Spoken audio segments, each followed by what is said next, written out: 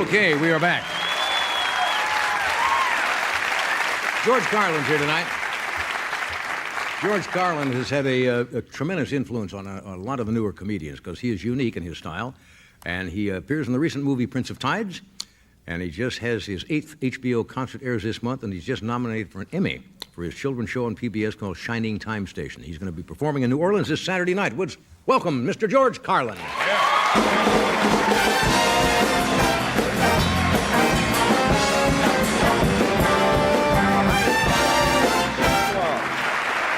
Thank you all. Thank you all. Thank you very much. Good to see everybody. This is my last Tonight Show with Johnny Carson, and this is my 105th Tonight Show. By no means, certainly not a record. A lot of people are up around 200, I understand, but 105 of them. And I always did a stand-up, didn't I, Johnny? Always did a stand-up. None of that, let's sit right down and, talk about my goat's operation or something. 6 minutes per monologue, a total of 10.5 hours, standing here or in New York in the same spot. And that's a lot of time. I could have had sex 3 or 4 times during that. But it is good to be here. And this is the first time doing the show without any pressure at all of hoping they'll invite me back.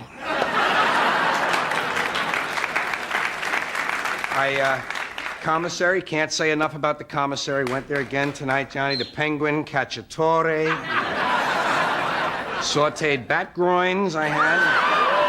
Very good, very good. And the diced loon.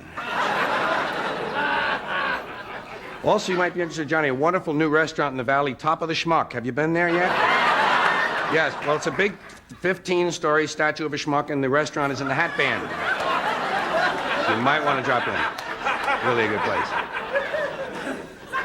You have to forgive me, I'm a little nervous tonight. I only started recently shaving my legs. And boy, that takes a lot of foam, doesn't it? And the aftershave, whoa. But I'm not feeling completely well. I was traveling in Pennsylvania recently, and I was beaten up. Oh, you're from Pennsylvania? I was beaten up by a buggy full of Amish people. I'm not expecting it. Anyway, working on a nice new investment of mine, a roach spray. It doesn't kill the roaches, but it fills them with self-doubt as to whether or not they're in the right house.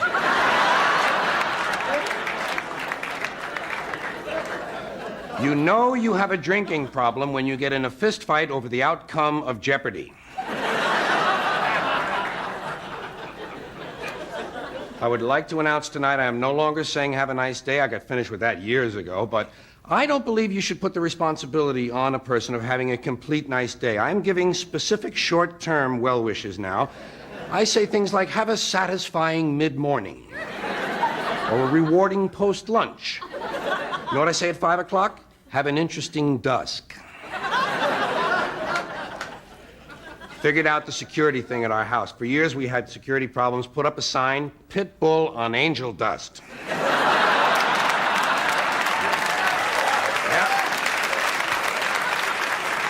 And nobody has come by except 2 guys on angel dust, actually. And as long as we're talking about signs, you know that sign, severe tire damage, do not back up? Well, when you're going through there forward, don't you worry a little anyway? Maybe they didn't get it right. Maybe a guy on drugs installed the spikes. Or maybe you're on drugs. And you're hoping you're going forward. Say, am I backing up? Well, let me take a look at the spikes. Oh, can't see them. Better back up a little.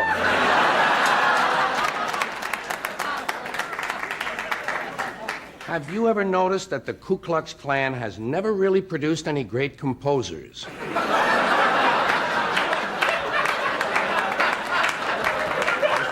Just an observation. You know what kind of surgery you never hear about? Nose enhancement. See, many of these are not intended to be funny. Many of these, in honor of my last Tonight Show with Johnny Carson, are just observations. I'm hoping that they lower the drinking age. I just want to see a sign in a bar that says, You must be 11 and prove it. Some people think of the glass as half full. Some people think of the glass as half empty. I think of the glass as too big.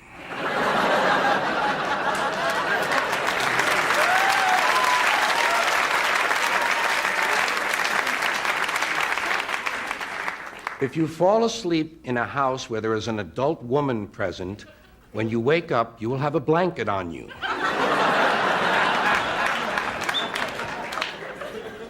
You know those toilet seat covers that they have on the wall in the bathroom, public bathrooms?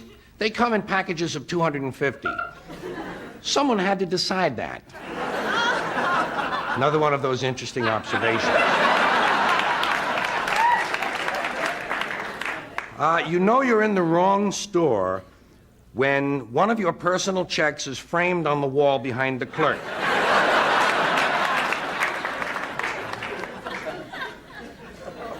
Do you think it's more immoral to kill a 300-pound person or two 150-pound persons?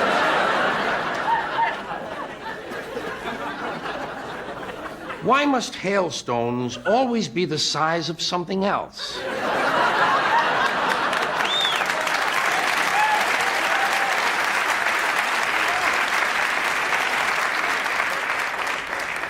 Names are very important. I think the Second World War would have been a lot easier if his name had been Slim Hitler.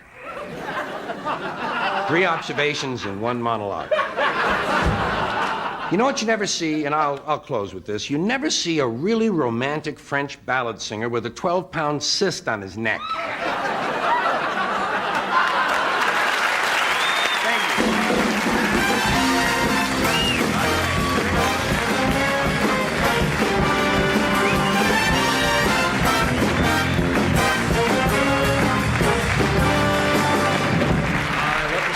Love to see you work.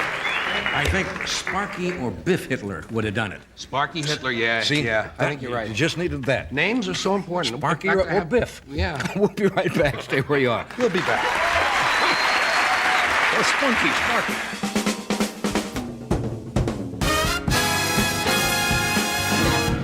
We're back with George Carlin. Indeed we are, friends. Congratulations on that. That's nice. That's nice to get the Emmy for PBS on the kids' side. It's a nomination, and I hope, hope it marvelous. happens. I'm up against Mr. Rogers, though. Oh. So we'll Can see. you say, I hope so? I'll Anyway. be practicing. Yeah. When's the first time you did this show before I took it over, didn't you? Yes. You go back to the Parr days. My first time on was with my partner, Jack Burns. Jack later got more fame with his other partner, Avery Schreiber. You're right. Burns and Schreiber. But got more fame. That's a strange phrase. Yeah. But I didn't want to say notoriety because I don't like that word. Yeah. Yeah, you know what? Dreams come true. Dreams come true. Jack and I were still in radio in Fort Worth. Right. And we wanted to be nightclub comedians. And he was the nighttime newsman, and I was the disc jockey from 7 to midnight. And afterwards, we would go home, we would turn on the TV, watch the Jack Parr show, and then we would fantasize doing mock interviews as what we would say if we were on there. And this happened every night. And some of them got very funny, and I was just sitting there in our underwear, you know, watching TV, watching the Parr show, and 7 months later, we were on it, which is amazing. You know, Yeah. I mean, we still stayed in radio 3 months past that. So 4 months after being in the business in 1960. Sometimes it works. Yeah, 1960, Jack and I were on. Arlene Francis was the substitute host that night. We didn't get on with Parr himself. Then I did it once in between Parr and you when they That's were right, the testing, transition. trying people. Right. Mort Saul was kind enough to bring me on.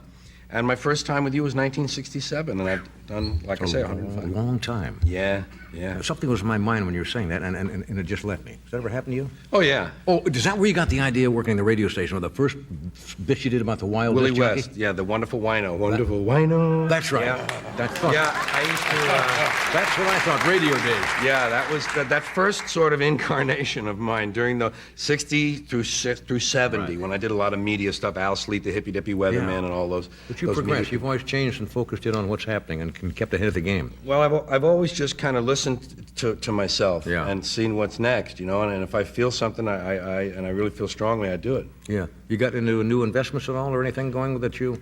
Daytime fireworks. Not a big payoff. Didn't work out, huh? No.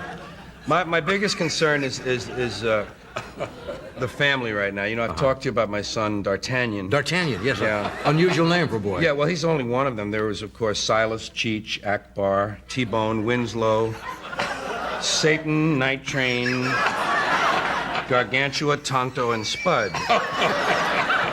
And Dagwood. I didn't mention Dagwood. Dagwood's having trouble. Dagwood's been arrested again. He's in trouble. Yeah. Girl, giving a virgin a hot foot. Which I never heard. I never heard of that. And doing the It's wave. a little-known crime, isn't it? Pardon me? Little-known crime. It is. It's a misdemeanor. Thank goodness. Doing the wave in church is yeah. But he's been in trouble before, you know, staging illegal cow fights. Illegal cow fights. And selling improperly labeled yo-yos to a minor. But he had it tough when he Troublesome was a kid. kid, yeah. We were in a tough neighborhood. You've heard of Hell's Kitchen? Yes. Well, this was in the suburbs, a Hell's Breakfast Nook. Yeah, and he had a little dog and didn't want to call it Spot. You know what he called it? No. Stain. Stain. I've got to cut away. I'm kidding. Not that I want you to stop, but we'll be right back.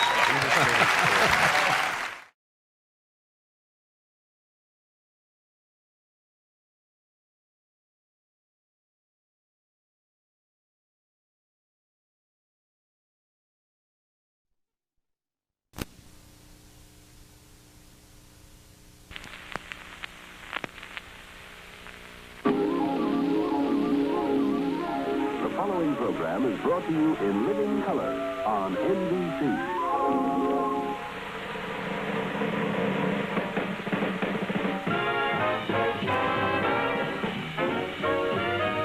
From New York, The Tonight Show, starring Johnny Carson.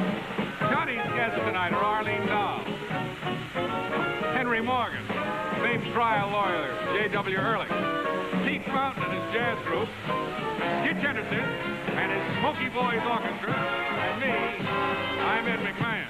And now, here's Johnny.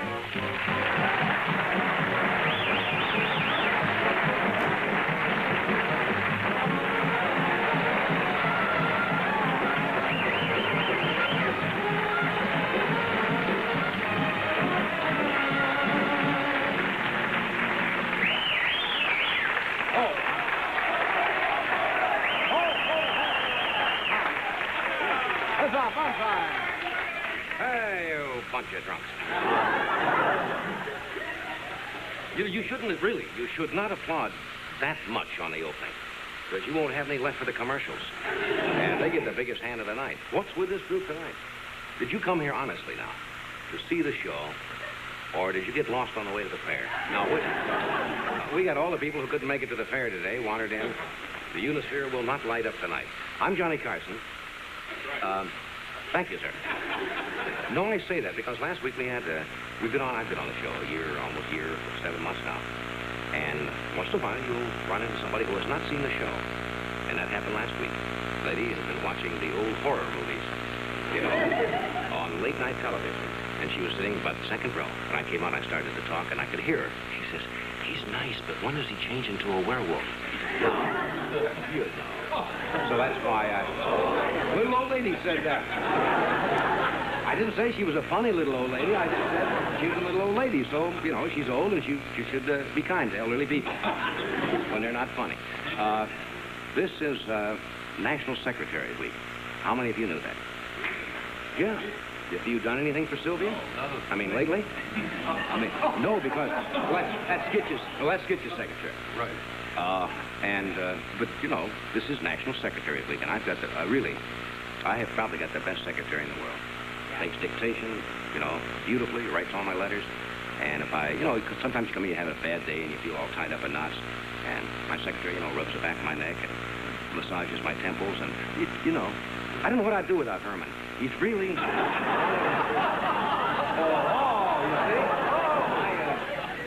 No, that's not true. I have a beautiful... She's standing right over here.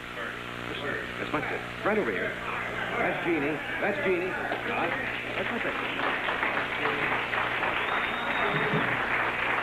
Come here.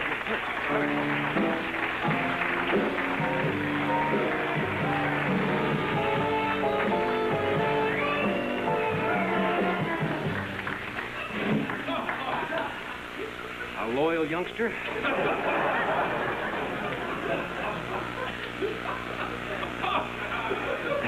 No, that's not. No, for real. That's Jeannie Pryor, and she's taller. She's taller than average. You know, and I always keep telling her I'm going to tear her down and put up a housing development, but she isn't.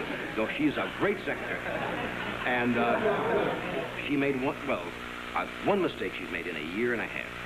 One little mistake. At Christmas, last Christmas, remember when I sent the gifts out? She mixed up a couple of the Christmas gifts. I had a gift for her, and I had a gift for Zsa Zsa Gabor. And she mixed them up at the last moment. They went out, and it was kind of embarrassing for a couple of weeks. I mean, you know, the pair of pearl earrings he had.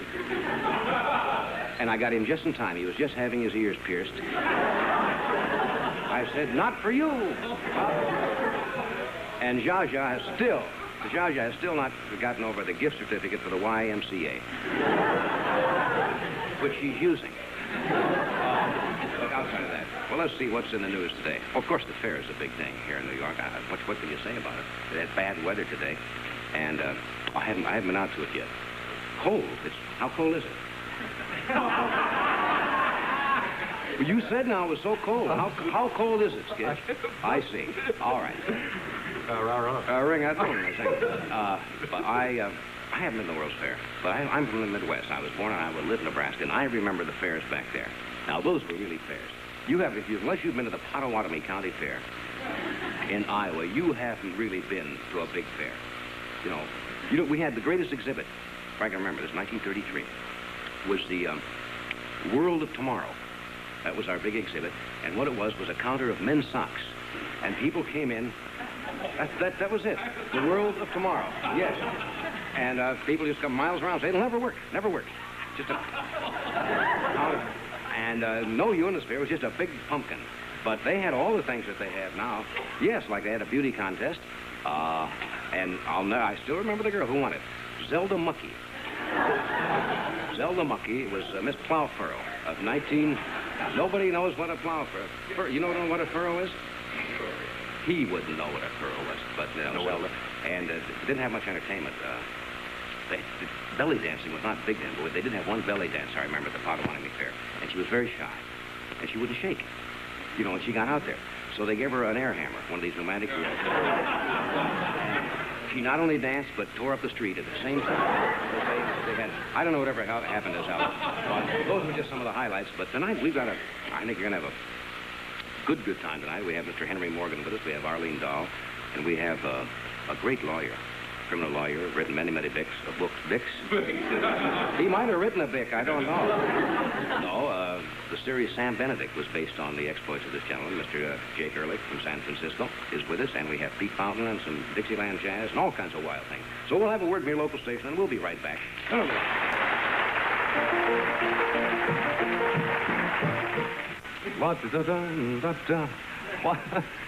right. Music's music time, friends. I see by the old clock on the wall. They always say that. Hey, fella? What is it? What's up? You ready to go? What are we going to have tonight? Oh, we're going to have something reserved for 5. Is that the name of it? Yes. Newt? It's reserved for the saxophone section, headed by Mr. Schertzer. Wonderful group. Wonderful Yes. group. And Mr. Klink and Mr. Newsom exchanged pleasantries and improvisation. On the show, they Yes, do they that. do that. I see. All right. Okay. How is this in 3? Who knows?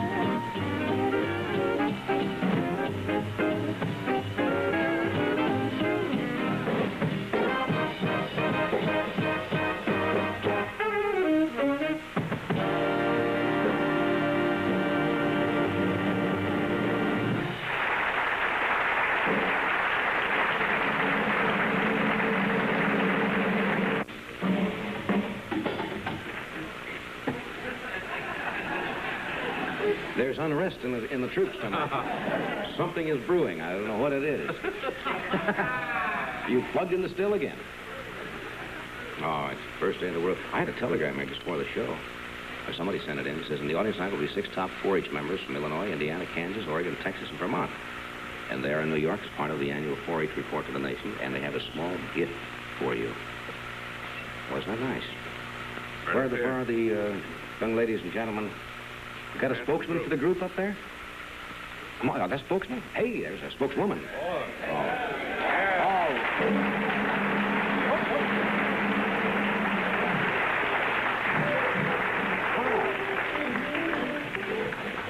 Gee, I would hate to lose you on the way down here. That's tricky coming down those stairs. You are Claudia Truex, is that right? Right. You're from Indiana, huh? Yes, sir. How long you in New York for? We arrived yesterday and we'll be here till Saturday. You having fun? Wonderful time. I'm very familiar with the 4-H. We were out at the fair. And Were you out there today? Right. Cold? What do we got, huh? Just 20 seconds? We'll hold it over and come right back at the top of the show for a couple of seconds. Is that all right with you? People don't know the 4-H is head, heart, hands, and health, right? That's right. There's 2.25 million of us over the United States right now. I know, it's a great, great organization. Having been born in Iowa, Nebraska, I know all about it. We'll be back in just a second after a word from your local station. We'll see what we got here. So long, back home again in Indiana.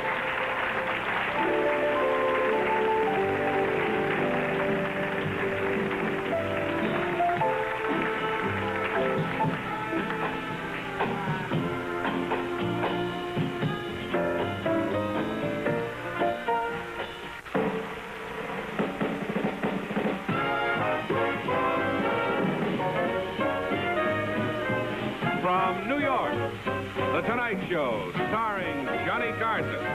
Johnny's guests tonight are Arlene Dahl, Henry Morgan, famed trial lawyer J.W. Ehrlich, Pete Fountain and his jazz group, Skitch Henderson with the NBC Orchestra, and me, I'm Ed McMahon. And now, here's Johnny.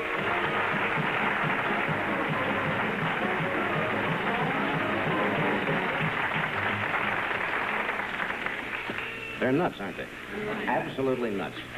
The young lady sitting on my right is Claudia Truex. She's from Indiana, and she's with a young group of people back here for the National 4-H convention, or just a trip, or No, what? it's our report to the nation where we're trying to spread our story across the country. I understand you were in Washington, or are you going to Washington? We've been to Washington. We were received yesterday in the White House by Mrs. Johnson. Must have been quite a thrill. Oh, wonderful experience. I'll bet it is. And you brought me a little something. I don't know what it is yet.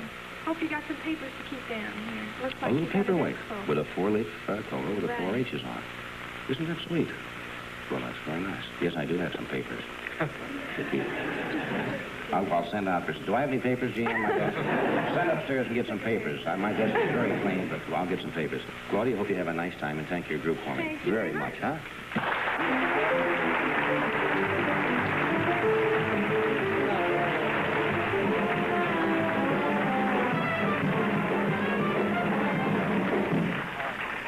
Thank you, Claudia, baby. Now, the number here in... Why, you have a nice guest on like that, and you've got to play a playoff like that, like a nightclub, you know. Little. Oh, Oh, a little Indiana. welcome back to whatever we're doing here tonight. It's a good group tonight. Yes. It's not often you see an audience bring in their own maypole, you know, when they come to a show. All right. I started this last night, but what did we do last night? We ran out of time. That's what happened. We get a lot of new products. People send us things, you know, that they've invented or they're promoting, and some of them have some worth, and some of them are just new products. Well, I'd like to show you some of these new products tonight. Where's the doormat we had the other night? That's gone? We showed that last night, didn't we? That's now an old product. It was new. It was a big doormat. It had an X on it, and it was a doormat for illiterates. It was a new product. There's not a big call for that, but once in a while, somebody will come in and say, one of them.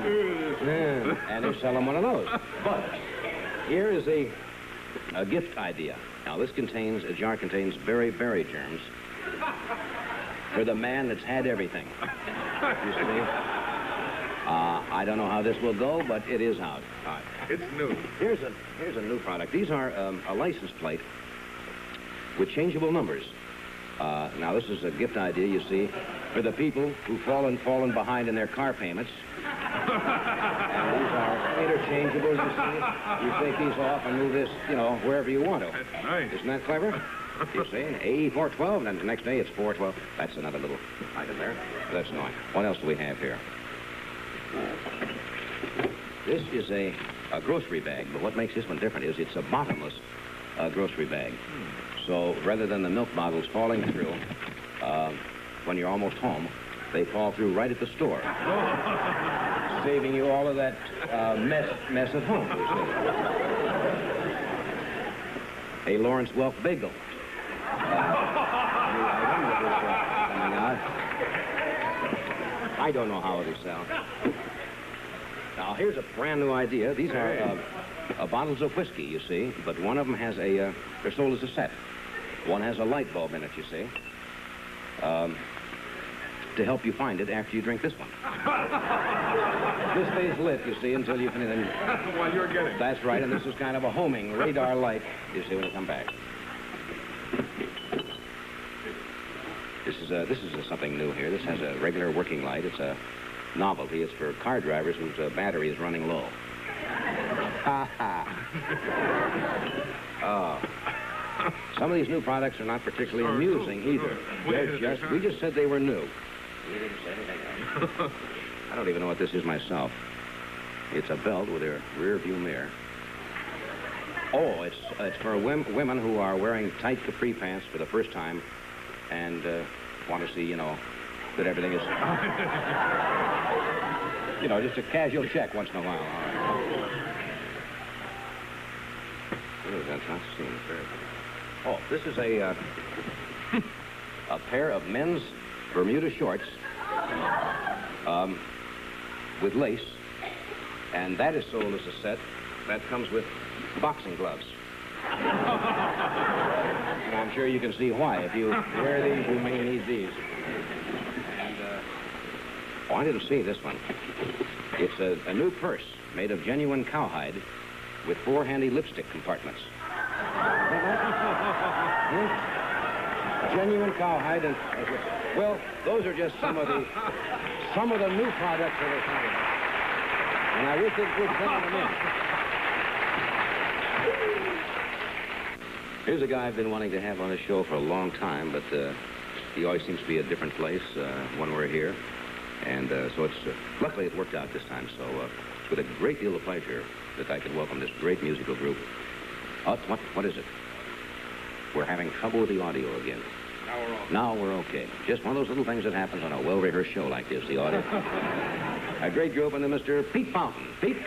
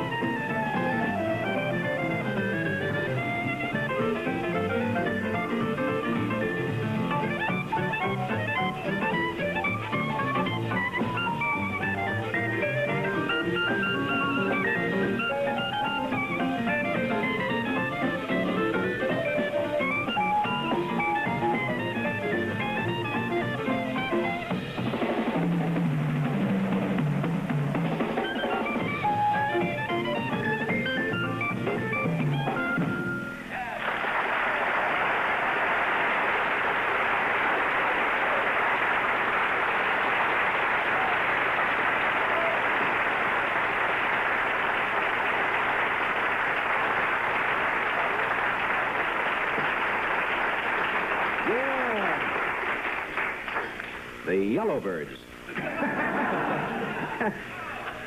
You gotta have color to see these jackets, huh? Oh, Well, what do we look? We look so drab. next to that we do. That's Yeah. perfect for what they're selling. That was Pete Fountain along with Jack Sperling and Godfrey Hirsch and Stanley Wrightsman and Oliver Felix, and they will be back later, and we'll do a It's been an Avalon. whole big thing. Just a great song. Great group. They have a recording? Really? I shouldn't see the cover on this. Is that too much? South Rampart Street Parade.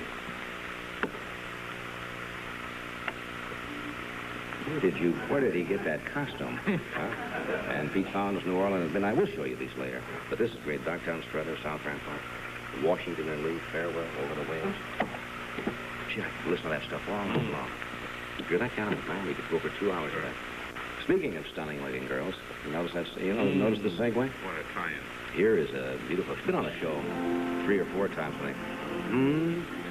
Great motion picture career, and in her spare time, she's an authoress, and she's a beauty consultant. And would you welcome, please, are you all ready, gentlemen? Miss Arlene Dahl. Go boy.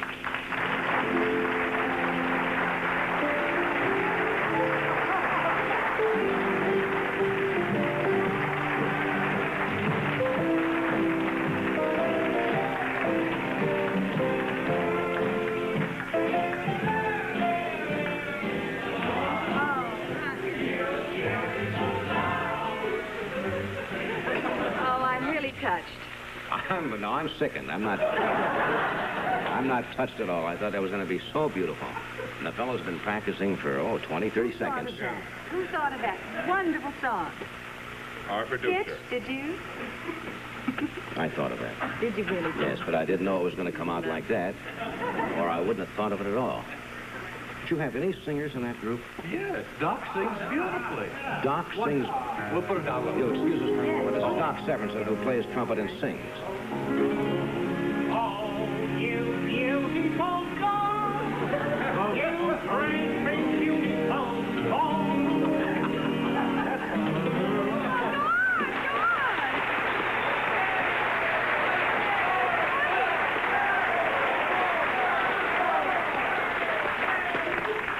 They're going to come and get you some night. They're going to show up with a plastic bag, and that's the last we'll see. Right to the funny farm.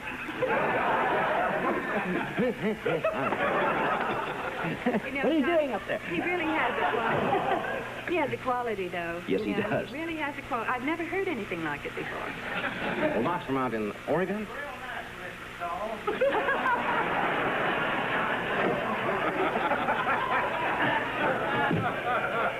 Doc is very shy. Just normal, the music. I know what the quality is now. It's a southern quality that I detected there. Wasn't that it? No, I say, old dear, I believe you've got it wrong. He's a comedian. Wait till you hear his Jimmy Cagney. All right, now. Well, that's very sweet anyway. I really appreciate it. Thanks a lot, fellas. And welcome back. Thank you. You look lovely as usual.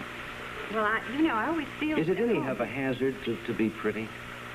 I'm interested. Well, It's you a serious should know. question. Well, I mean, did used to get my books carried home, but I had long blonde curls, you know. You see?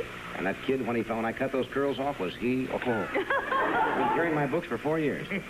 No, I mean. And then the girls started to carry your books. No, but they always say if somebody is extreme. I meant as a compliment. Who's very, very pretty. Is that a hazard? I mean, you get a certain amount of jealousy or anything at all? No, I got my books carried home, too. That I can believe. Mm-hmm. That I can believe. My curls pulled and all full of ink, and, but I don't think that's a hazard. That's fun. That's part of life. What have you been doing since I saw you last? What kind of reactions did you have last time you were on the show? Well, Because we talked about your book. Oh, I know. I had lots of letters from relatives in Minnesota, and I think they misunderstood us, Johnny. When we were talking about the book, Always Ask a Man, and I mentioned some of the chapter headings, they thought I'd written a book called Instant Sex, And that term was used. Yes, it was, but it was just one of the titles, the chapter headings, and we didn't explain it, you see, that I wanted to, and so do men, you see. Even though they might think they're against it to begin with. Long courtships. The long courtship, yes. It's like, we don't have coffee anymore. We don't grind the coffee, those little kernels, coffee. Beans, yes. We don't grind... You're thinking of sour mash whiskey. You say beans. Well, yes, we don't grind them anymore. And, that coffee used to be so wonderful. I remember in Minnesota, my great aunt used to get the beans, the coffee beans, and she used to put them in one of these little old-fashioned grinders and grind it. And the aroma was marvelous. You can still do that. Yes, you can, but nobody bothers anymore. This is the point, you see. Nobody bothers with the build-up and the wonderful way to grind the coffee and the looking forward to the end product, All we do is reach for a bottle of instant coffee and put something in, and, that's it. Well, this is the whole idea behind the chapter, you see. I'm for the long courtship. And that's... Grind it yourself, in other words. Grind it yourself. I don't even know what that means. I really don't know what that means. No, well, I'll tell you one thing I have against about all that instant stuff. The other night I was trying to get one of those bags open that things come in. It's a pet hate of mine. I don't know what they do. The frozen stuff, and it comes in one of those plastic or... Yes. And they sear it together. You ever try to get one of those things open? Yes, You can't get them open. You have to get a knife and attack the things. Mm-hmm. They weld them together. And then together. everything goes like this, and then you're an hour on the kitchen floor trying to put it back. Wish they think of something else. What do you really need? We got a cup? Well, I think we need it over on this side. All right, there's a cup and a tea with tea regular. No, but your vibrations have to get into it, so you have to pour the tea in there. You can't just have the leaves. After this article you were talking about, and I think it was in one of the Sunday supplements a couple of weeks ago, I got so many letters containing tea bags. Dear Miss Doll, will you read my leaves? You can't read bags. Well, you can't read a tea bag. Well, it's not easy, with just a dry tea bag. You want a cup, or is it just mine? It has to be in the cup. No, but are you prepared to drink a few? I have to drink a little first. Oh, yes. You see, that's very important. We'll have a moment of silence while he... You know they have quite a few of these places in New York where you can go to have your tea leaves read? And you've never had your tea leaves? Well, never, that I can... Good? Is it cold? It's not really hot enough. No, it's not. But does that make any difference? One more sip, and then we'll pour out the rest. Well, now, why do you have to drink it? Is that because you get personally involved with it? Well, that's right. Well, I mean, your vibrations go into the cup. Really? Yeah.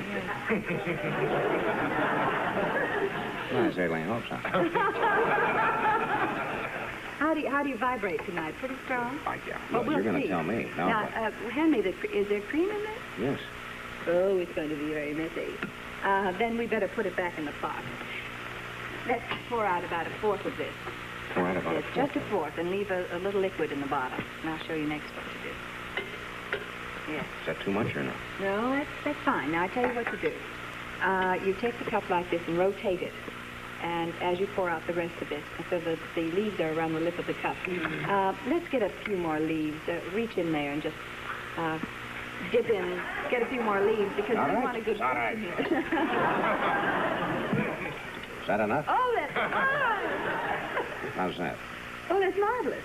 Enough? All of it. All of it. All right. Now, that's fine. Now, it's pretty messy, huh? Now, what do I do? Now, you take it between your hands, the cup, and you pour out the rest of the liquid in here. Yes. Rotate the cup as you go. No, Johnny. Slowly, like this. Like this. Oh, yes, that's it. That's why we have an extra saucer, because it gets a little messy. Falling leaves. Oh, that's perfect. Right on cue. No, we're going to come back and you're going to read these? I'll try my best. All right, we'll be back. Put it upside down. We'll be back with you reading in a moment.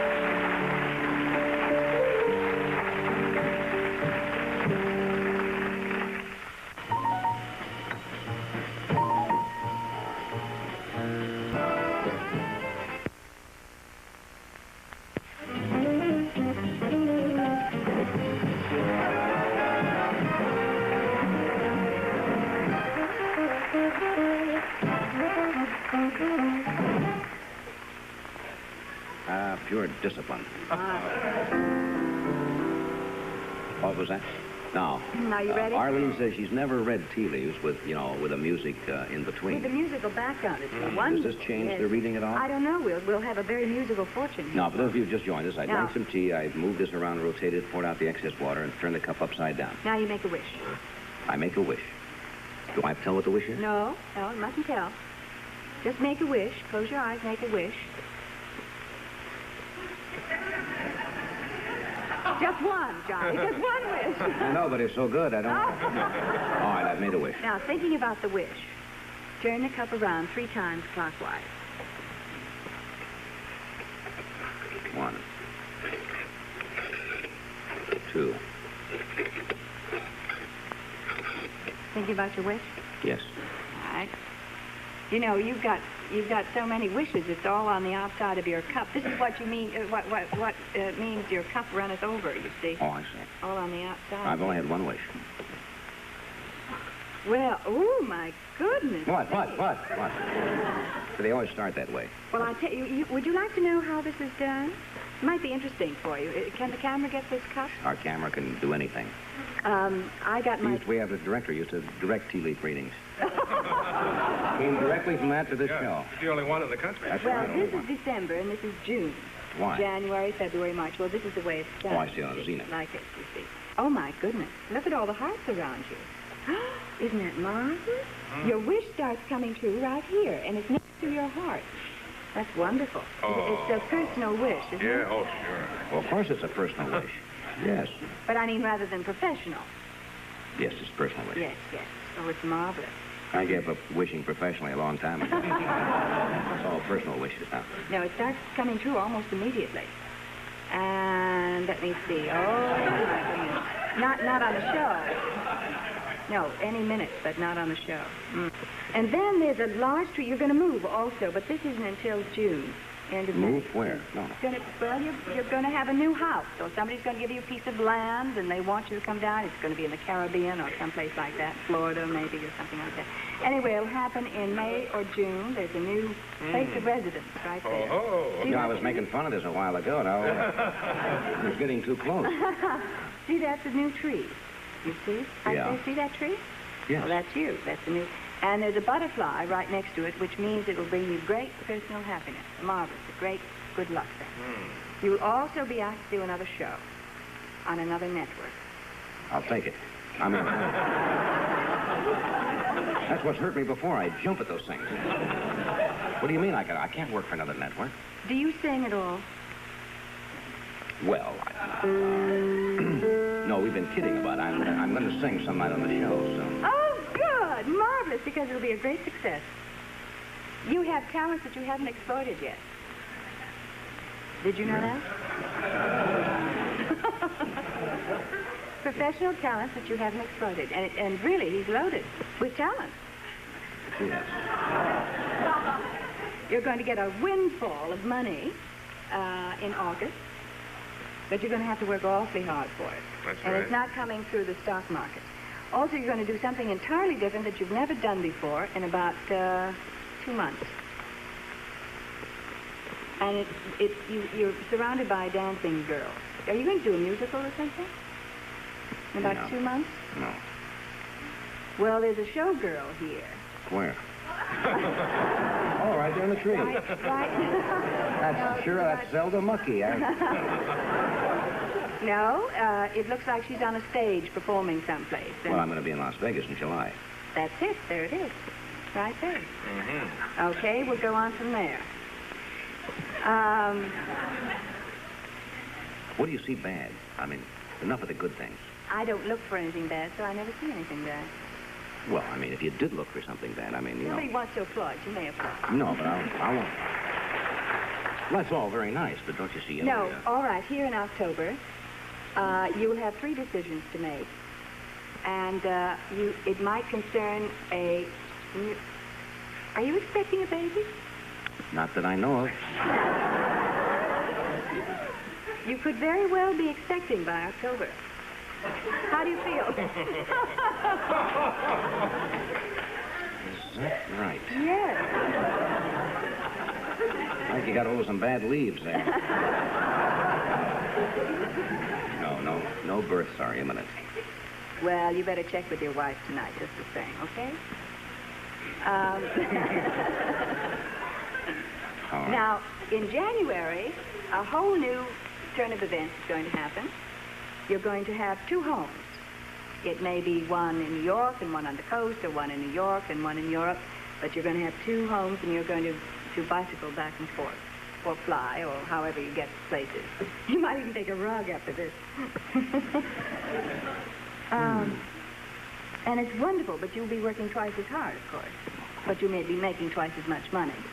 And you have a chance to exploit all your talents. He's going to be just fantastic. He's going to be so successful. Well, he is already, but I mean even more so. You see all that in those leaves? Yes. Are you next? Got to use the same leaves? No. Why not? It was a good reading. Why don't you? It wasn't bad. I'll take it. Put my reading on his tab. I wonder if Henry has ever had his tea leaves read. Don't believe so. Henry would, disavow the whole thing immediately. I would be willing to bet you that he'll say there's nothing into it. Mr. Henry Morgan.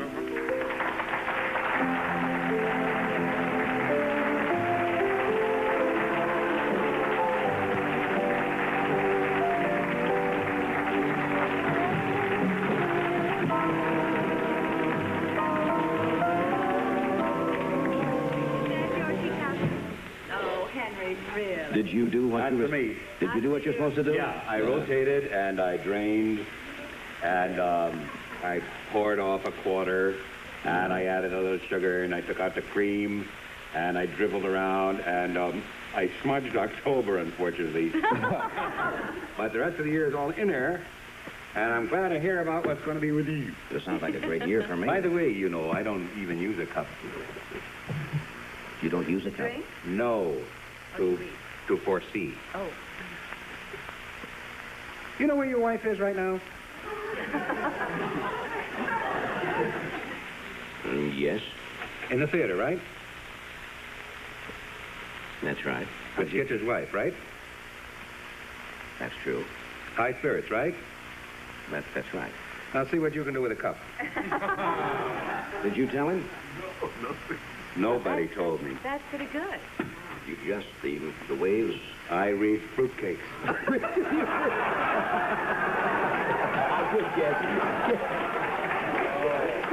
We had a thing going where somebody this afternoon happened to know that Mrs. C and some other lady were going to the theater. And he said, tell Johnny he will fall down. I said, no, he ain't going to fall down. He knows where she is. But isn't that a beaut? That's funny. And I know that you've got some Renoirs being framed, and... You see, I didn't ask Johnny anything. I How'd didn't you know. know that? I didn't know about. I also read cupcakes. Now, how did you know that? Parker. Oh, he frames my pictures too. Marvin Parker. Marvin Parker. Right on the corner. You were in there, were you? 63rd and Lex. Yes. That's right. I walked in, he's on the phone with your wife. What kind of a reading is that? I mean, what you really are is an eavesdropper. What it comes right down for. I also read picture framers. You stand around and listen to what people say. Yes. Funny. I couldn't have a life of that. If I'd spent another half hour there, I could have everybody in jail. You could have had me that. That's good. This really, I did that, Arlene. Did you really? Yeah, I did all the stuff. What's going to be? Will I make it till tomorrow? Yes, but you're scattering your forces. Did you notice that? Yeah. Yeah. I'd concentrate more if I were you, Henry. Yes, on what I you would. really want. Here's a bull right here. A what? A bull. Oh, well, that's Aries. That's my birthday. No, that's Taurus, the bull. Oh, which bull is that? That's the Taurus bull right there. And That's right. I'm born under this bull. Oh, well, then you're not Aries. You're Taurus. You got hold of a bad bull. Did you check this bull carefully? When is your birthday? Aries is the ram, right? Yes. That's what's the matter. That's a ram. No. That's a ram arranged to look like a bull. No, and there's a scorpion right next to it. Yes. Is that your wife? Or your mother? I don't have what you might call a wife, exactly. You don't? No, I have an obligation. Well, when is your obligation's birthday? Well, I ain't seen this obligation in so many years, I don't know if she has birthdays anymore. Well, most women don't, but there's a certain month that they hold dear to them. I really don't know. You see, we were together such a short time, I never got that personal with her. Ah! What about your mother? When is her birthday? Feb. Oh, Aquarius. Is Or that the so? end. I don't know. Oh. See, I always think that this stuff is more or less sort of on the sketchy area where it might turn out to be nonsense, you know? And so I hadn't followed it too closely. April 14th or something around there? Who is that, dear? You. No, March. March, the end of March. Yes. Yes, has to be if it's... Yes, if it's Aries. Yes, it's Aries. Don't ever get your sign mixed up. That's very dangerous. I know. I've had a lot of trouble with that. Yes. No, but there definitely is a bull there. And Oh, there's a lot of bull in me. No, but you're going to be associated with this bull in a partnership that has to do with writing. A writing partner? Yes. Say. It has something to do with the spoken word. Yes, I'm in that racket. And the written word. And the there's written also word. going to be a Scorpio associated with you. I expect to be nibbled to death by something. Scorpions? No, you can't approach it with that frame of mind because it's going to be successful and you might just spoil it if you're negative. Well, it happens that I always wake up in the morning expecting a disaster, and before the day is out, usually my wish is granted. Arlene I says was this reading was the a prop fake man's cup. teacup. That's why. You see, it didn't fit. He's an Aries. She said right away, she says, this is not your cup. It's the prop man's teacup. Is that true? This may turn out to be a witch. I am. I am. Did you see Peter Herkos the other night when he was on the show? No, I missed that, but I saw last night when Mel Brooks was talking. I don't know. I say Mel Brooks, I start to laugh. Boy, I thought he was so funny. He was. A great mind. And he was talking about Peter Herkos, and is he a Dutch fellow? Yes, he is. Didn't they bring him to Boston to find a strangler or something? They did, and there was in Life magazine several weeks ago, and it was most amazing. I'm a profound believer in none of that, you know. I know, that's what I say. You're a real skeptic, and so am I, actually. Yeah.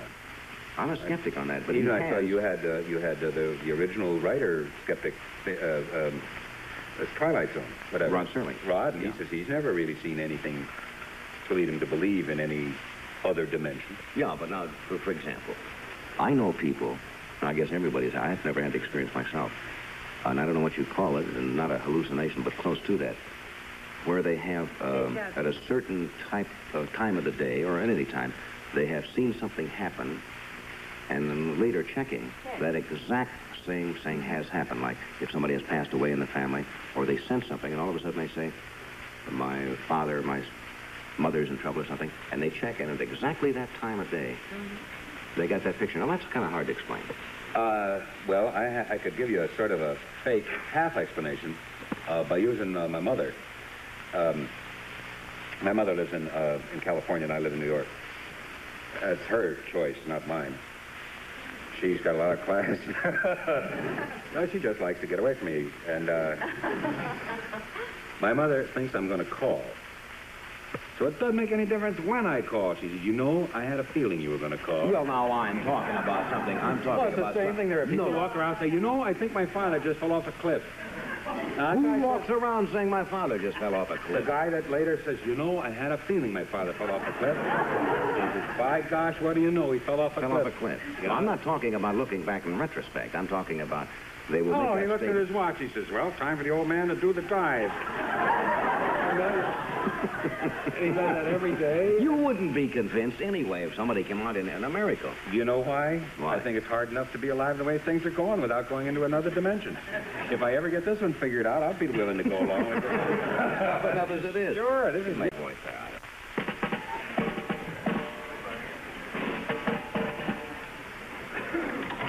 All right, men. What happens here? How are we going to kick this whole thing off? Are we going to lead off? All right. Peter, you ready? Troops? All right. Go.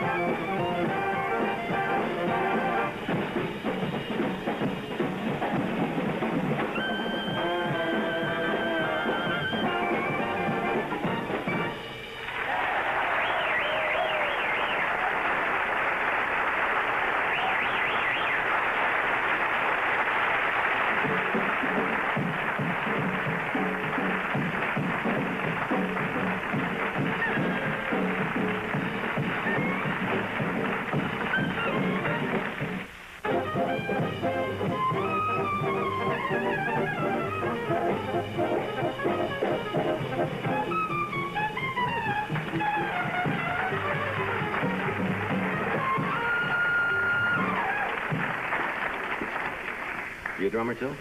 Bad. That's like therapy for me. I just do it to kid around, but it's a lot of fun. Yeah, but it's That was lucky a you got gas trade there. That was a told you gas. you had unexploited talent. Oh, yeah, lots of Yeah? things. Hey, I think you ought to stick around. Those of you who are joined us late tonight, I think we've got the most interesting last half hour of the show tonight. We have Mr. Jake Ehrlich, the famed lawyer with us from San Francisco, and I read the book yet, and it's fascinating. You will enjoy it. You too, I think, Ehrlich. So stay up. Should be a great half hour.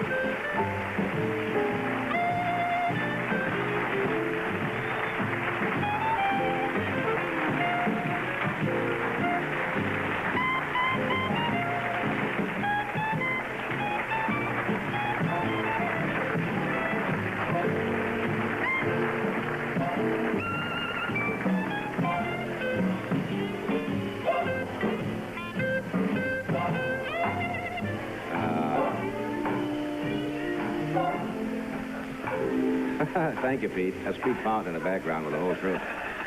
We're going to try to squeeze in another number before we get out of here, maybe late in the show tonight.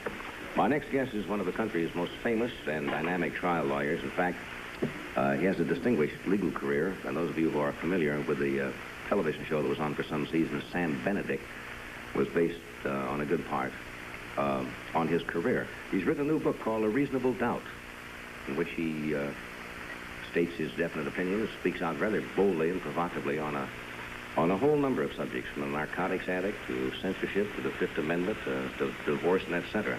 He's an extremely interesting man. Would you welcome, please, Mr. Jake Ehrlich?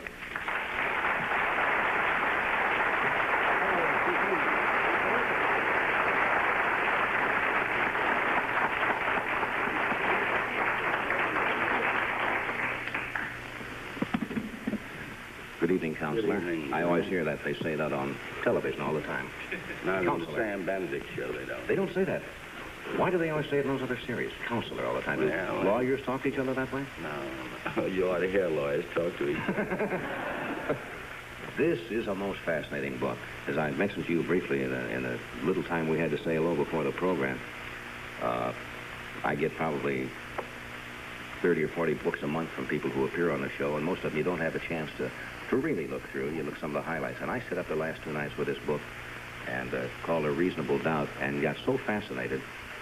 I guess the lay people who don't know much about the workings of the law, this is all fascinating. I'm glad what you like it, what John. you do. Most interesting. One statement you had in here, it says when you are defending somebody, you say the first thing that you tell them is never plead guilty. Never plead guilty. Every man's entitled to a trial. He's presumed to be innocent until the contrary is proved to a moral certainty beyond a reasonable doubt.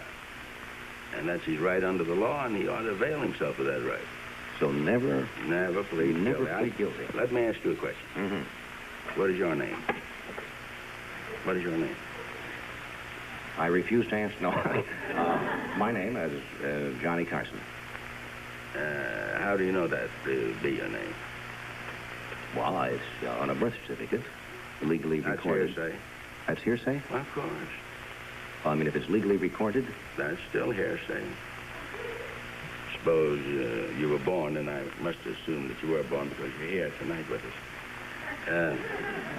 There's a certificate made out not by you, certificate made out by somebody else. That a boy child was born to Mr. and Mrs. Carson, and that he was named Johnny. Mm-hmm. That doesn't mean that you know that to be the fact. That means you have read that to be the fact. Okay? Yeah, I see what you mean. In other words, I only have to go by what is recorded. Sure, you're pleading guilty to something that you don't know of your own knowledge. In other words, I should have said, if somebody asked me who I am, I say I plead not guilty right off. It doesn't go quite that far. Not that plead far. not guilty. I see what you mean. That is hearsay. I'm only accepting what somebody has what said. somebody else has said. But that would be legal. I mean, if you come in with a birth certificate, that proves you're more. Well, birth certificates are legal until they're attacked and proved to be invalid. That has happened, too. I get such a kick out, I think, about the second chapter of the book on new lawyers who start when they are trying to question a client and the things that they learn in court by not over-questioning or going too far. There are a couple of... Give a couple of That's very dangerous. That's very dangerous. The apocryphal story is about the defense lawyer who's defending a fellow for driving while drunk. And the officer took the stand, and the district attorney asked him a question, and he said, yes, the defendant was drunk. All right. Your witness, he says to the defense. The defense says, how long have you been in the police department? He says, 1 year. Well, then he should have stopped right there. But he says, well, just a police officer for 1 year? Does that give you the authority and the learning and the experience to say that my client was drunk from what you observed? He says, oh, no. Well, then what was your reason? Oh, bartending for 18 years. In other words, quit when you're ahead. Quit when you're ahead. Quit when you got a no answer or a yes answer, the case may be. You lose cases. Yeah. All lawyers lose cases. Sure. Well, when you're defending somebody, say in a criminal action, say it's a capital case, there's so many lawyer shows on television that I'm sure they can be no more closer to the truth, most of them, than... Most of them are pretty close. Do you feel really bad if you lose a case? I mean, especially if it's... I am the most miserable human being on earth when I lose.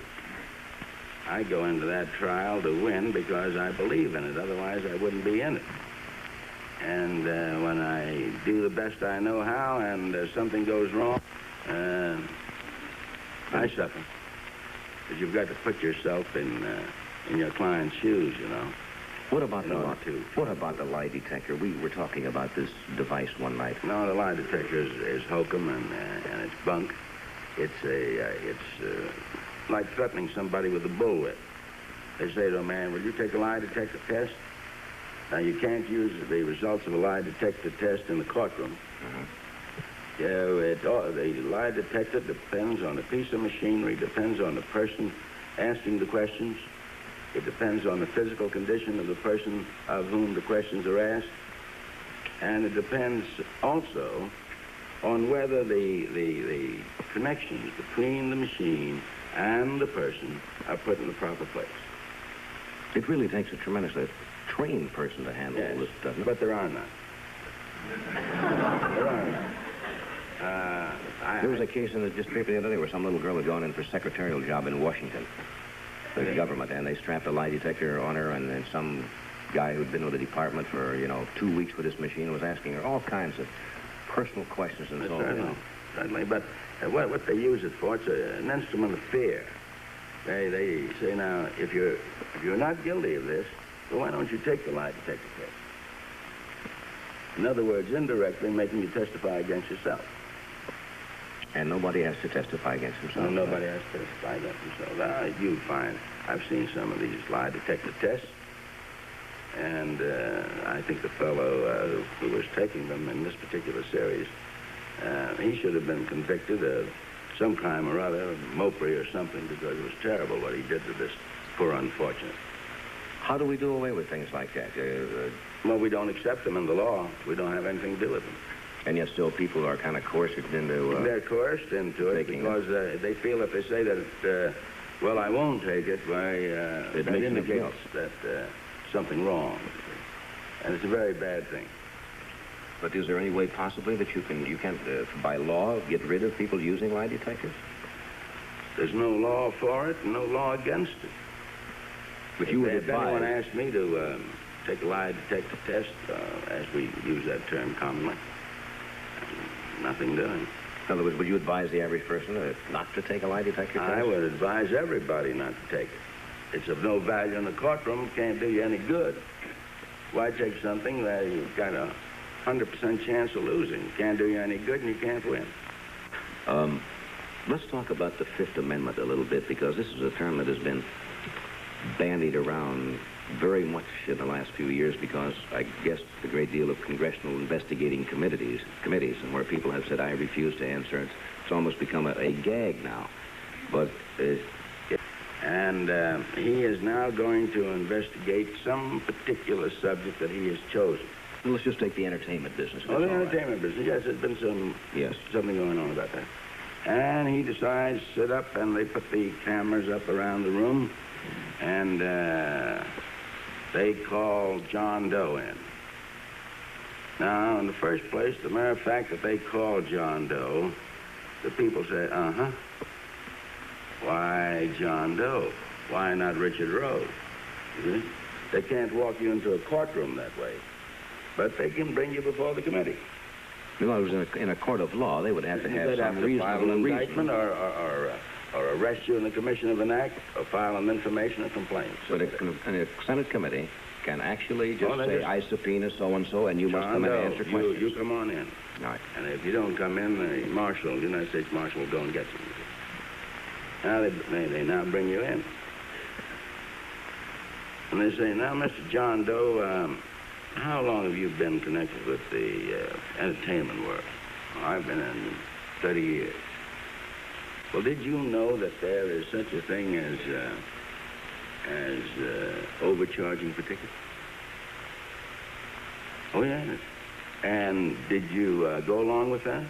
Well, what could I do? I couldn't do anything about it. Well, you're in theatrical business. You got a theater, too, haven't you? Yeah. Yes. You're in the theatrical business. You got a theater.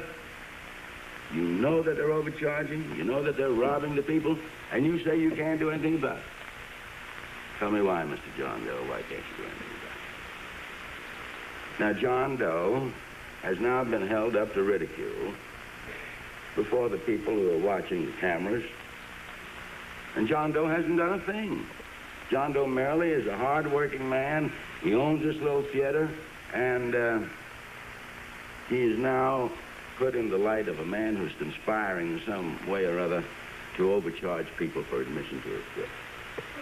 Well, now, if John Doe says, gentlemen, I refuse to testify, then the senator will say, you refuse to testify for what reason? On what ground? Now, John Doe's there all by himself. There's nobody there to help him. Well, he says, I guess I just don't want to get into this. Well, that's no reason.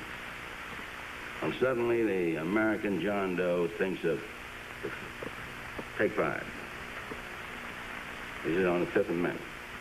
Well, now, wait a minute. How can you refuse to testify because the Fifth Amendment, you've got nothing to worry about, have you, John? No. Well, then why don't you testify? Well, I'm not going to testify. Now, John may not want to say that one of the men selling tickets overpriced in violation of that particular ordinance might be a friend of his, might be a relative of his. So now John Doe has committed no crime, has done nothing that he ought not to do, violated no law, doesn't want to hurt Sam Scrivens or whoever it is. Now John Doe is now cited into court to show cause why he shouldn't be held in contempt of the committee for using the Fifth Amendment. And there, some time ago, was a book put out by a United States Senator. Most all of the book had to do with the committee hearings, a rehash. Mm-hmm. And there was only one chapter in the book was worth considering. And that was where he said that too many people were availing themselves of the right under the Fifth Amendment. Well, if the Fifth Amendment is not good law, if we are to be called criminals because we use it, well, then let's take it out of the Constitution. Let's get rid of it. Now, you will recall history, or the reading of history, rather, that we had some difficulties with Great Britain about Star Chamber proceedings where they brought you in, sat you down, and gave you a rough time to make you testify. That's why we put that in there. In other words, the Fifth Amendment was set up to keep people from testifying against themselves. In other words, no person can be allowed to testify That's right. against himself. Now, is that a good amendment? Well, certainly it's good. Then why has this slur been attached to it? Because of the way it is applied, Johnny.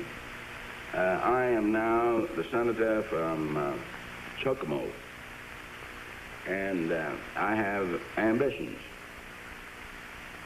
Now, there's no way that I can get on these machines quicker, except on the Johnny Carson show, but no way quicker than by organizing a committee and investigating something of some general interest. They investigated crime, all the crime in the world. Johnny, how many cases were prosecuted in the court of law? None that I know of.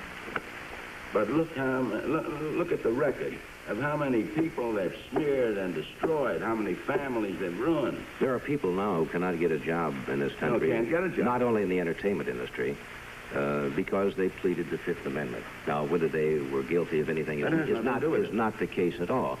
But suppose someone many years ago, when there were a lot of popular organizations that nobody knew what they were, and people seem to forget that during the war, we were an ally of Russia, and many people, it could have been possible for me or anybody to join some organization, Friends of so-and-so, on the surface a well-meaning cause. And so you joined it, maybe you went to a meeting, maybe you didn't, but you just maybe signed up for it, you were on a letterhead. Now you were called in, as you say, in front of a committee, and he says, did you attend a meeting of so-and-so in 1938? All right, if he says, yes, I did. He says, who else was in attendance? Right. Now, I don't know what I would do in that position, but I certainly don't think you would want to turn around and enumerate 10 people that you know who were there. Johnny, so you say, I refuse to testify on the grounds, and you're dead anyway. If you said that there was just one other person. Now, there's Henry Morgan, say, for example. Henry Morgan. Then there's a conspiracy between Johnny Carson and Henry Morgan to violate this law. Now, you may have been in this meeting, never even discussed it. You may have been talking about girls or something beautiful or anything you choose, nothing about this matter. But now the moment that you say, yes, I was there, who else was there? Henry Morgan was there. I wish you'd use somebody else. I really do. Well, you were there. As a matter of fact, sir, like, I lived through this. Well, barely lived through it. It's a very bad situation. You're now guilty of a conspiracy. Now, if you say... You didn't have to join anything, you know. Nothing. If you just went to a dinner, which happened to me, somebody would say, are you for middle-income housing, we'll say. And that was pretty close to what it was. I said, yeah, I guess so. They said, would you come to a dinner, the thing? 10 years later, some brilliant man comes around and says, oh, you went to a dinner for the thing for the income of the housing. I said, yep, and I do it again, you see. Well, there was a communist organization that's sponsoring that. I said, well, why didn't you tell me 10 years ago? No, now I know that too, now, but when you tried to do good, you could get killed. I was for the housing. I didn't know who was... Well, this is exactly why this Fifth Amendment has become... muddled, and because if somebody takes it, you are guilty because you take it. He's a Fifth Amendment, they say, and that's it, and it kills you. Well, as Mr. Ehrlich said in the beginning, it's the fact that they call you in. Why are you there? Now you're in trouble. Why are you there? That's all. Now, you know, when they had this, I want to say ridiculous hearing, and I'll call it that, down in Washington about television ratings. Oh, yes. They asked me to go down. Now, I said, what would happen if I would refuse to go? I said, they said, well, they would issue a subpoena. That's right. So I went down to Washington. I talked about it on the show. For this, they were investigating television ratings. Now, nothing has ever come of that. People have been familiar with television ratings ever since radio has existed. I don't know what they think they were going to do about it. They exist. And we went through a whole lot of stuff. He says, did you ever lose shows because of a television rating? And the naivete of the question, I said, yeah. Did you know other people lost them? I said, yes, Senator, I did. And they went on and on and on. And when it was all over, nothing ever happened about it. No, but if you don't go... That they got some publicity. A lot of publicity. It was on television. And then there's another thing you should remember hereafter, Johnny. Never volunteer to go. You want me, you subpoena me. in addition to... In other words, rather than accepting, I should have been subpoenaed. That's right. Well, I just Because figured then if you I brought didn't- in there against your... In other words, rather than accepting, I should have been subpoenaed. That's right. Well, I just Because figured then you if I brought didn't- in there against your will and desire. So you brought in. So you're not voluntarily going in there. And then when you brought in, you may exercise such rights as you have under the law. I wouldn't do that. Because you might have... I had a lawyer. I had a lawyer with me. He got 20 years. I had to... So in other words, you believe if the Fifth Amendment is not a good law or it's not serving a purpose, then we should get rid of the law. The people should write to their legislators and say, let us get rid of the Fifth Amendment. Well, but if you do that, then aren't you right back where you started again? Then you go in front of a committee and you must answer. No, but I said that in connection with enforcing the law. Mm-hmm. If the Fifth Amendment is the law, then you should have the right to use your right under that. Without being condemned because you avail yourself of that right. Now remember this, Johnny, that we speak of our forefathers who gave us this Constitution and gave us all of these rights as Americans. Well, our forefathers didn't do anything of the kind. The men who wrote, and I'm referring to the men who wrote the Constitution. The men who wrote the Constitution wrote a beautiful, lasting document. But the people said, we will not accept this Constitution unless and until you guarantee to us these rights. Don't force us to testify against ourselves. Give us a lawyer when we go to court. Supreme Court of the United States has just discovered that lately. It's been there for many years. Give us a right to trial by jury. Don't take our property away from us without taking care of the cost of it, without going to court. Don't destroy our right to freedom of speech. Don't destroy our right to freedom of thought. Don't destroy our right to freedom of religion. It was the common man. These people sitting here, all of us, in those historic days, who insisted on these rights. Now, we fought for them. We've fought wars since then in the name of these rights. Now, if you're going to condemn us for using them, then let's get rid of them. Let's go right back to where we started before the American Revolution and say, well, shucks, let's throw the whole thing out. This whole thing hasn't worked. One note you had in the book there, which is interesting, because a lot of people say this when you say the Fifth Amendment. They say, well, it has protected a lot of gangsters, or criminals. Probably true, but the point you made, it has also protected a lot of innocent people. It has protected the innocent. Now, the basic philosophy of our jurisprudence, Johnny, is that you may let 1,000 guilty men go, but don't convict one innocent man. We only have about 40 seconds to say goodnight. I wish we had another couple of hours. It's been that fascinating. And I hope whenever you feel like you want to come back and spend some time, Mr. Ehrlich, I would be delighted to have you. You're very gracious. You just mentioned...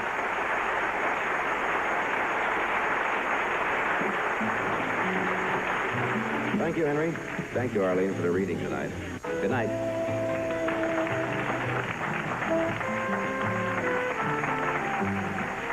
This program was recorded earlier this evening.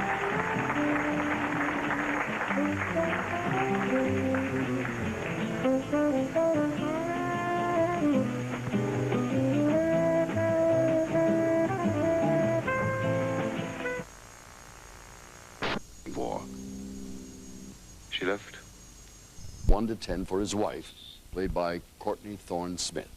Not everything is that important, okay? Potpourri, 2. Okay? The size of your ass.